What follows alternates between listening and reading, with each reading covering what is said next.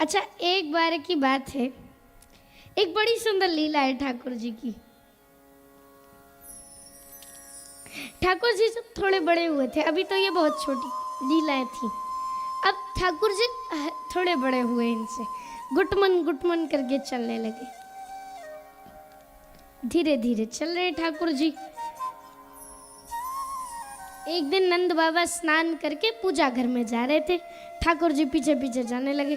बाबा ने कही, लाला चौखट पार मत करियो, अंदर आइयो मत। तूने स्नान ना कियो है, बाहर ही रहे, अंदर आइयो मत। बड़े शासन थे मैया उस समय। ठाकुर जी मुंह फुलाकर बैठे हुए हैं, बाहर ही बैठे हैं कमरे से, अंदर नहीं गए अभी तक। बाबा ने पूरी पूजा अर्चना कर ली। अब ठाकुर नंद बाबा शालिग्राम जी की सेवा करते थे। बाबा ने खूब सुंदर सेवा करी, खूब सुंदर तिलक चंदन लगा करके पुष्प और तुलसी पत्र के ऊपर विराजमान किया शालिग्राम जी को। बोले चलो अब हमारी माला करवे को समय है गयो है, और माला करवे बैठ गए। आंख बंद करके माला कर रहे हैं। 15-20 मिनट लगते माला करने में। माला कर रहे तब तक ठाकुर जी को मिल गया मौका। ठाकुर जी भीतर आ गए। ठाकुर जी मुंह में पानी आ रहा था। किस लिए? क्योंकि शालिग्राम जी रोज दही में नहावे, शक्कर में नहावे, घी में नहावे। बोले आज तो मैं इनको स्वाद लेके रहूंगा। ठाकुर जी भीतर गए और जा करके शालिग्राम जी को उठाई। अब बाबा तो माला करवे में लगे। ठाकुर जी गए और धीरे से शालिग्राम जी को बिना आवाज करे उठाई और मुंह में धर ली। बाईं ओर जाकर के बैठ गए आंख बंद करके। इधर बाबा की माला 10-20 मिनट में है गई। वहां के बाद नेत्र खोले तो हमारे ठाकुर जी गायब। दाईं ओर देखी तो ठाकुर जी नहीं, पीछे देखी तो ठाकुर जी नहीं, फिर बाईं ओर देखे तो छोटे भगत जी आंख बंद करके मुंह फुला के बैठे। बोले लाला तू भीतर कैसे आयो? भीतर कैसे आयो लाला? बोले कछु ना बाबा। अब ठाकुर जी के मुंह में तो शालिग्राम, ठाकुर जी से बोले नहीं बन रहा। ठाकुर जी बाबा बोले लाला तेरे मुंह में क्या है? बोले अब बाबा को क्रोध आ गया। बाबा ने एक गुलचा मारी तो शालिग्राम जी बाहर। अब तो बोले अरे राम राम, ये कैसो उद्यमी छोरा है। कान पकड़ के ले गए यशोदा जी के पास। बोले देवी देख ले तेरे लाला को, मेरे भगवान को खाए गए हो। इतना सुंदर श्रृंगार करके बिठायो तो मैंने, प्रेम ते माला कर रहे हो तो तब तक जा गए हो, मुंह में भर लियो मैंने। याने यशोदा मैया ने सामने तो ठाकुर जी का पक्ष लिया। अरे छोटो सो लाला है, रसगुल्ला समझ के खा गए हो एगो।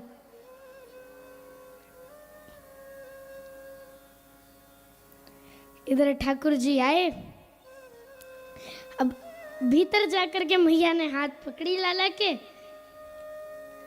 और भीतर जाकर के मैया ने कान पकड़ के कही लाला आज के बाद ऐसे मत जाइयो कभी मंदिर में, नहीं तो तेरे पिताजी तो को बहुत मारेंगे। फिर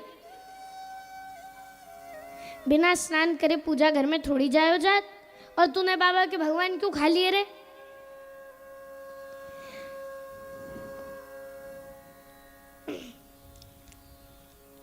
लाला बोले मैया वो रोज घी में नहावे और शहद में नहावे, दही में नहावे, शक्कर में नहावे।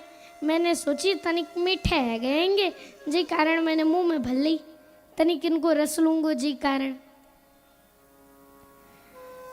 मैया बोली लाला अब जैसे ऐसो मत करियो, ना तो तेरे कान पक जावेंगे। मैया ने ले जाकर ठाकुर जी को स्नान कराया, और स्नान करने के बाद बोली जा लाला, और खूब सुंदर श्रृंगार किया। मैया ने पायजेब पहनाई बड़ी सुंदर। ठाकुर जी ते कही जा लाला अब कर ठाकुर जी की सेवा। बिना नहावे मंदिर में ना जायो चाहिए। बोले इधर खूब सुंदर कमर में एक शुद्र घंटिका पहनाई, चरणों में नुपुर बांध दिए, माथे पे मोर पंख लगा दिया, मैया उंगली पकड़ के लाला को चलाना सिखा रही हैं अब धीरे धीरे। तब तक ठाकुर जी खड़े हो गए, नृत्य करने लगे। दरबारी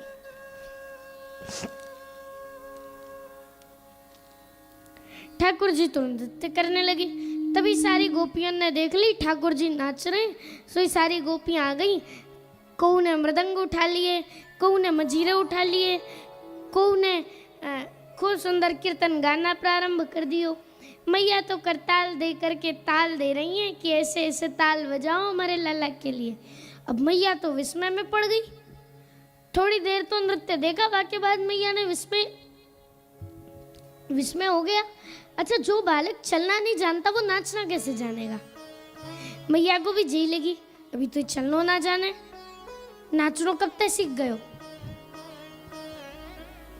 बड़ा सुंदर भाव है, आइए एक बार देखें। हे नाचे नंदलाल नचावे हर की मैया, नाचे नंदलाल नचावे हर की मैया।